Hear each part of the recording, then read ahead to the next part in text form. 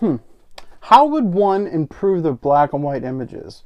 Well, actually, that's funny you asked, because I'm here to give you a couple tips, a couple quick things that will help you instantly improve and give you better black and white photographs. Let's do this and get better at it.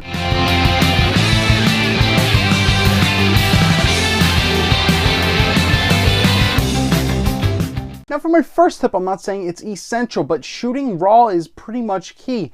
You have more control over how the black and white will look with the color temperature you're choosing, if you really want to get into all that, how the exposure looks and everything. So shooting raw is a key component, in my opinion, because you have more full, control over the exposure, over how much, the blacks are, are better and everything. You have more control. Shooting raw is just easier. Paying attention to the small things, what your image is actually doing, is really key to a better black and white. Pay attention to the textures, to the patterns, to the shapes of everything around you. If it's a landscape, it may have like a natural curve to it, something that looks really awesome.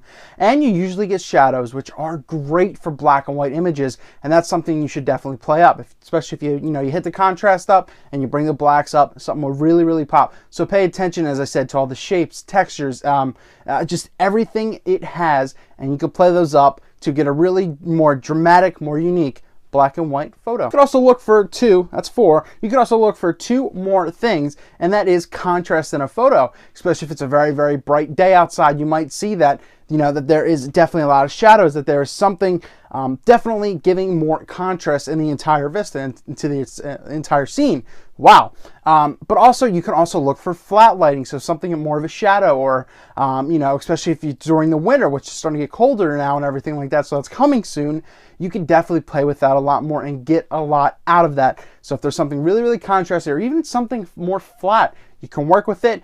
Once again, play with your exposures, play with your shadows, play with your black levels and everything like that. You're going to get something that really, really pops either way. Filters are also a cool thing you can mess with, and I don't normally recommend filters, but there's always specialized one.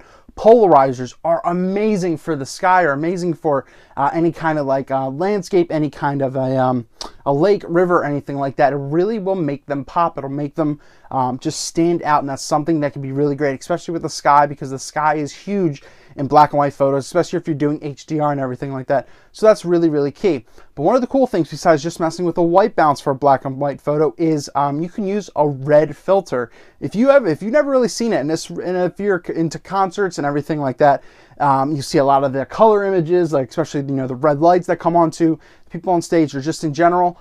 Red is amazing for black and white. I highly recommend looking into something like that. Even if you get a simple red gel and put it over your lens, you're going to see exactly what it does. So red and certain colors work really, really well with black and white. So filters aren't bad. What's also really awesome is long exposures. They work really well, especially when you have the water, the smooth, silky, milky, texturized thingy, because it just looks really, really great. It grabs onto the smoothness, it grabs onto the the lines, everything that the image is providing. So it really, really works. Long exposures looks great. Once again, anything with the sky, anything with water, anything with some kind of of land works really, really well. Not so much for using humans or anything like that, or any kind of animal.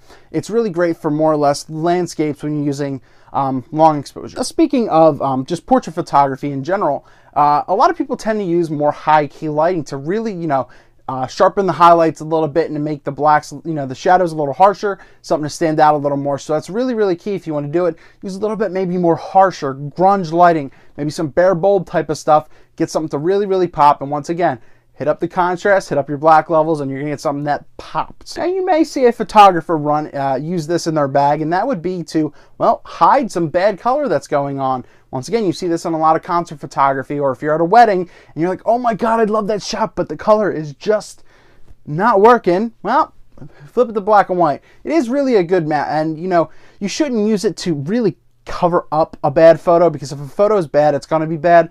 But if it's something that you really, really captured that's really nice, and you need to just hide something that you can't really do, or that would take a ton of time, black and white's usually a good option. There are definitely a lot of ways to improve your black and white images. A lot of it does go into editing, but as I said, if you pay attention to just how the scene is in front of you, with the shadows, with the landscape, with the texture, with whatever, with the lighting, you're going to do well, you're going to succeed. And those are some quick, easy tips that can help you right now, give you better black and white photographs. That's all I got. Eric Rossi, the guy with the eye. There is the tips for you. Better black photographs, black and white photographs, not just blacks, because it'd just be like leaving a lens cap on. You'd be like, well, why the hell is that all dark? So if this video helped you out, please give it a quick thumbs up, give it a quick like, subscribe for more. Got a lot more fun stuff coming. Keep an eye out for, well, better black and white images. You got this.